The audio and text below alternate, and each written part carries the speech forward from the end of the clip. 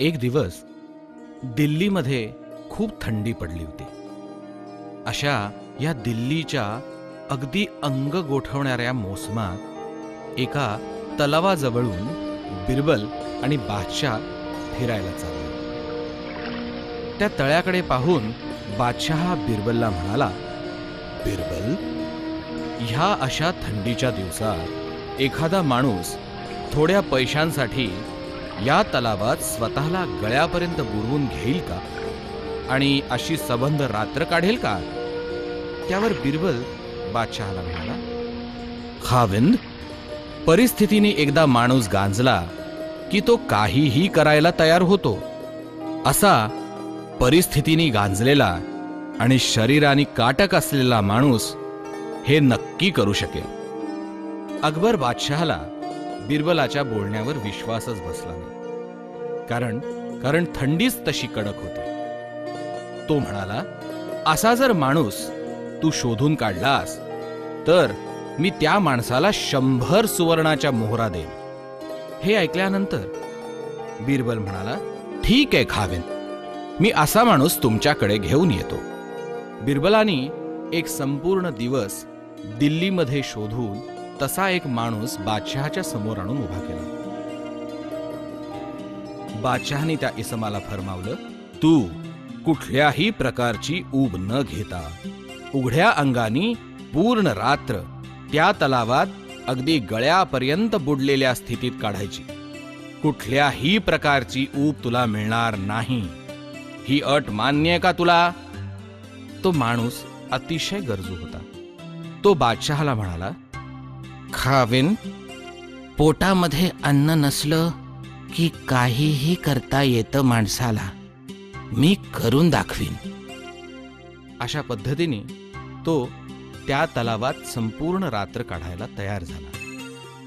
मग अकबर बादशाहनी त्याच्या एका शिपायाला बोलावलं. ए, कोण आहे रे तिकडे? इकडे या. एक शिपाई धावत धावत आला.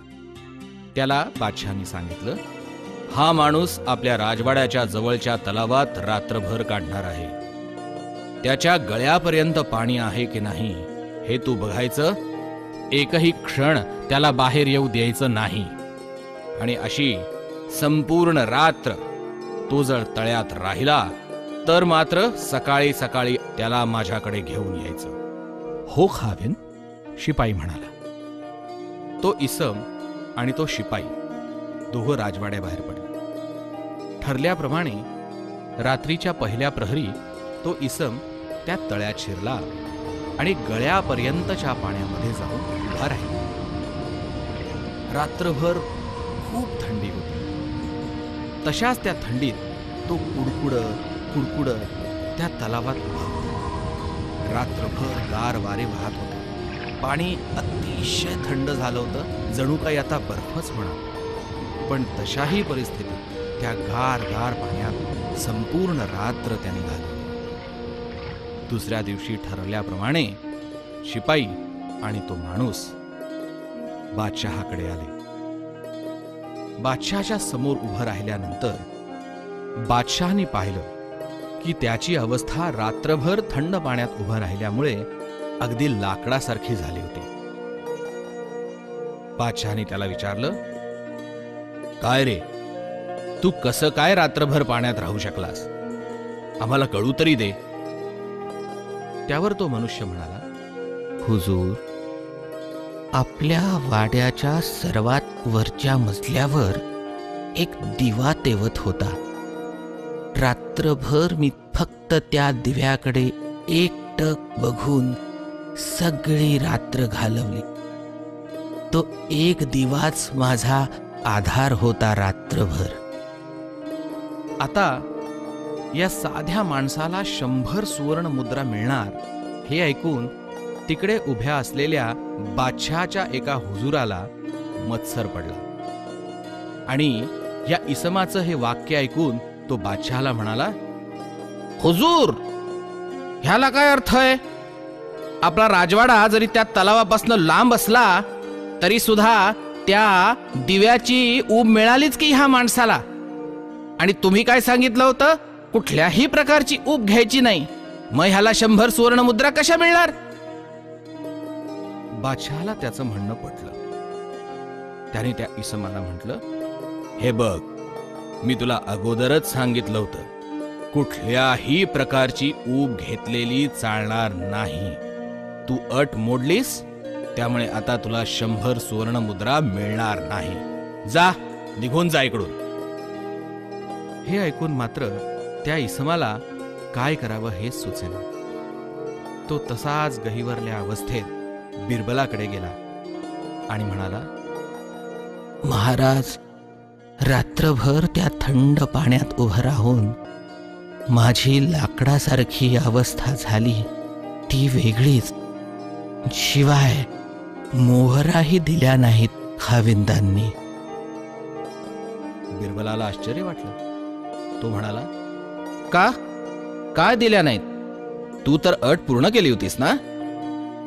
त्यावर तो इसम म्हणाला, हो महाराज, पण कुठल्या तरी त्यांच्या हुजुर्यांनी त्यांच्याकडे कागाळी केली की मी दूरवरच्या राजवाड्यात दिसणाऱ्या एका दिव्याकडे बघून रात्र काढली, म्हणून मला ऊब मिळाली आणि मी अट मोडली. म्हणून आता मला ते पैसेही द्यायला तयार नाहीयेत. हे ऐकून बिरबलाला त्या हुजऱ्याच्या मनातला मत्सर लक्षात आला आणि ही चूक बादशहाला निदर्शनास आणून देण्याचं बिरबलाने ठरवलं. त्याच दिवशी सकाळी बिरबल दरबारात गेलाच नाही. बादशहाने त्याला हुजऱ्याबरोबर एक निरोप पाठवला की ताबडतोब दरबारात हजर हो, महत्वाची कामं खोळंबली.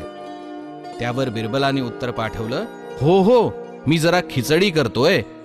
ही खिचडी झालीच की आलोच दरबारात. ह्यातच मध्ये खूप वेळ गेला, पण बिरबल काही दरबारात आला नाही.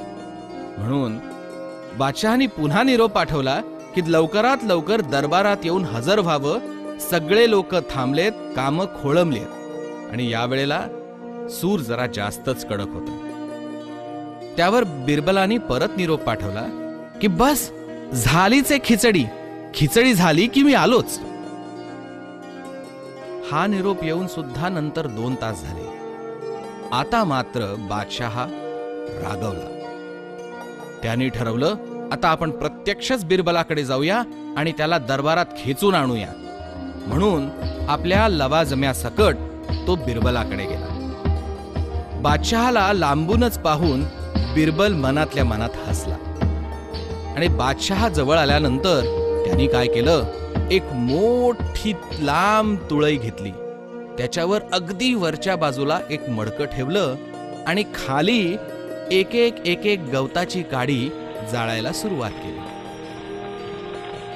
बादशहा जवळ आल्यानंतर त्यांनी बिरबलाला पाहिलं आणि ते बघितल्यानंतर तो म्हणाला, क्या हो रहा है बिरबल, हे काय करतोयस तू?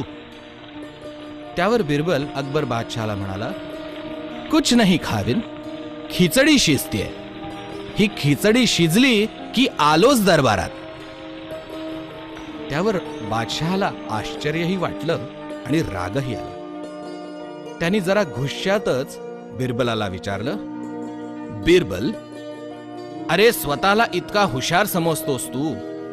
तुला एवढं कळत नाही की उंचावर ठेवलेल्या हंडीतली खिचडी गवताची एक एक काडी जाळून कधी शिजेल का? त्यावर बिरबल मनात हसला आणि म्हणाला, का नाही खाविंद? थंडगार तळ्यात उभ्या असलेल्या एका माणसाला अर्धा कोस लांब असलेल्या एका दिव्याची जर ऊब मिळते, तर ह्या हंडीतल्या खिचडीला ह्या गवताच्या काडीची तर ऊब मिळालीच पाहिजे. का नाही शिजणार खिचडी? हे ऐकून अकबर बादशाह खजील झाला. त्याला लक्षात आलं की बिरबलाच्या मनात काय आहे आणि त्याला मला काय सांगायचंय. त्यांनी ताबडतोब त्या गरीब इसमाला बोलावलं आणि त्याला 100च्या ऐवजी 200 सुवर्ण मुद्रा दिल्या आणि तो जो हुजऱ्या होता मत्सरी, त्याला 10 फटक्यांची शिक्षा सुनावली.